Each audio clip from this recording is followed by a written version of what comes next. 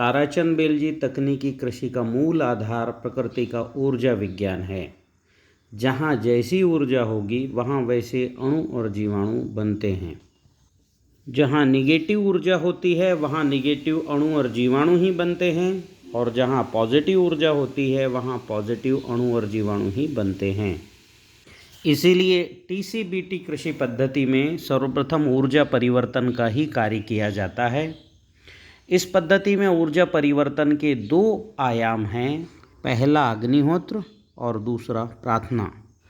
ऊर्जा की गति बहुत तीव्र होती है, इसलिए ऊर्जा परिवर्तन के दोनों आयाम अर्थात अग्निहोत्र की ऊर्जा और प्रार्थना की ऊर्जा के फसलों पर त्वरित परिणाम मिले हैं। मात्र 15 दिनों में फसलें फूलों से भर गए हैं। टीसीबीटी पद्धति के ऊर्जा विज्ञान को अपनाने वाले 2 किसानों की सक्सेस स्टोरी मैं आपको भेज रहा हूँ। पहले किसान हैं दिल्ली के पारस जी। इन्होंने अग्निहोत्र ऊर्जा का अपनी मिट्टी में प्रयोग किया। 14 जून से पहले इनकी खेती की मिट्टी निगेटिव थी। नींबू वर्गीय फसलों में थोड़े बहुत फूल तो आते थे, पर वो फूल झड़ भी जाते थे। नीम जैसे पेड़ सूख गए थे। नींबू की फसल भी पूरे समय पीली रहती थी। आइए, इन्होंने अग्निहोत्र भस्म का ऊर्जा जल बनाकर प्रयोग किया, उसके परिणाम देखते हैं। नमस्कार किसान साथियों, मैं पारस राणा सोनीपत से।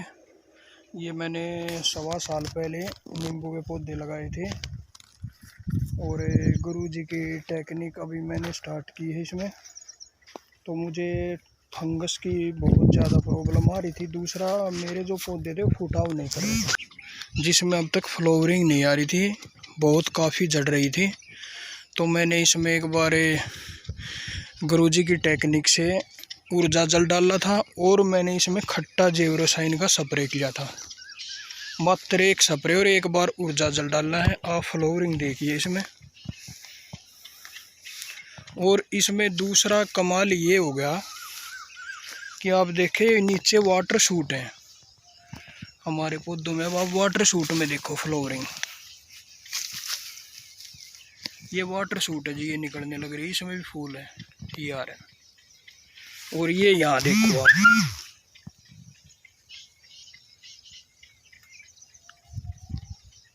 ये देखो आप, ये वाटर शूट है, वाटर शूट में फ्लावरिंग है जी।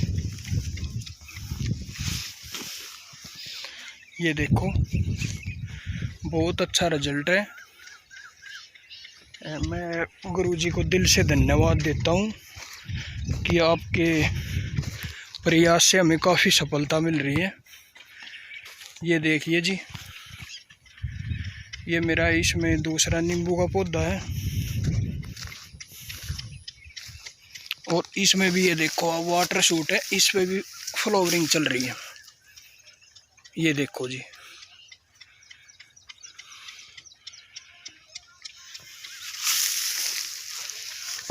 और ये मेरा तीसरा पौधा है। इसमें ये देखो जी, ये कमाल है, खट्टा जैव रसायन का। ये सारी वाटर शूट हैं जी। ये देखो इसमें फ्लावरिंग आप, ये देखो, ये दूसरे वाला जी, इसमें भी देखो आप, बहुत अच्छी फ्लावरिंग है। किसान भाइयों, मिट्टी को पॉजिटिव करने के लिए हमें मिट्टी में ऊर्जा जल डालना पड़ेगा, और ऊर्जा जल बनता है 100 ग्राम अग्निहोत्र भस्म और 100 ग्राम फिटकरी की एक पोटली बनाकर 200 लीटर पानी में डालने से।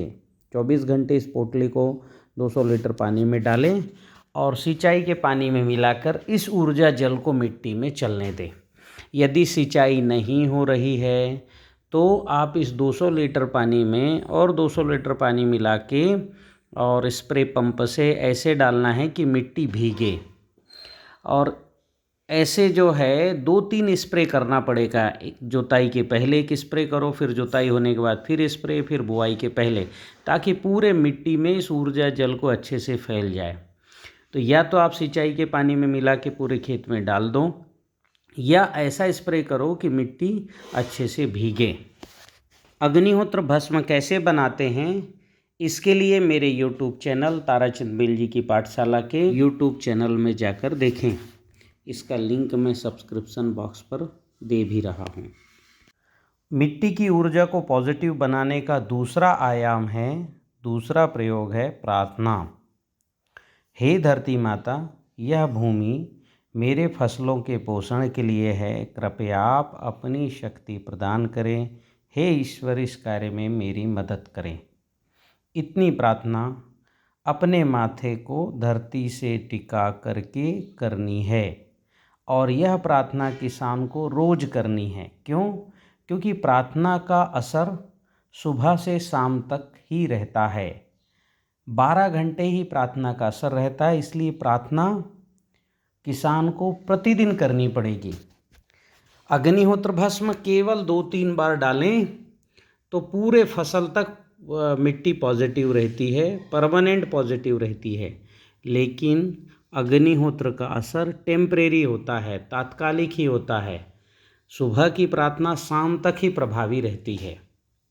तो प्रार्थना प्रतिदिन करना है। अग्निहोत्र निगेटिविटी मिट्टी का परमानेंट इलाज है, यह किसान भाई ध्यान में रखें। ऊर्जा विज्ञान की तकनीक प्रार्थना की ऊर्जा से रजनीगंधा के फसल में अत्यधिक फूल आए। सुनिए नागपुर के एक किसान मनोज जी की जुबानी। हाँ, मैं मनोज चटप बात कर रहा हूँ।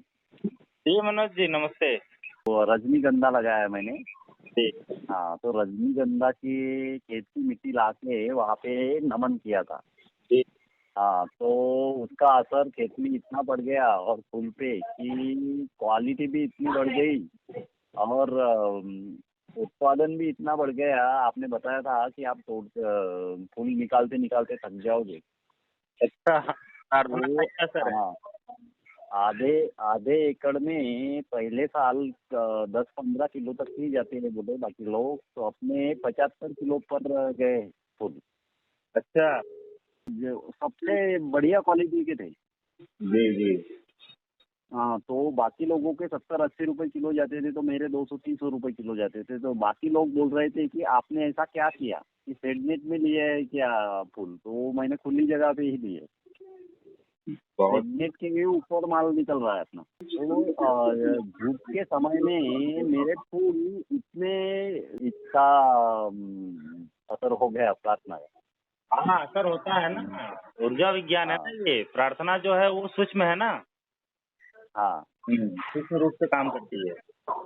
तो आज तक किसी ने नहीं उतना और उत्पादन हो गया। मतलब खाद डाल के पहले भी साल लोग में। इतना उत्पादन नहीं ले पाते हैं जितना आप प्रार्थना से ले रहे हैं।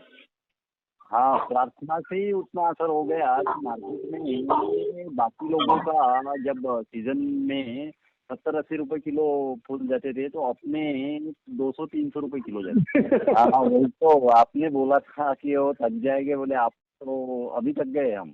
अच्छा। हाँ, सड़रस तैयार है और ऊर्जा जैव रसायन तैयार हो रहा है।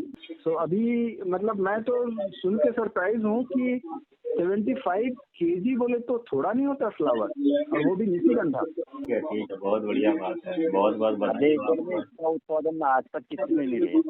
अच्छा।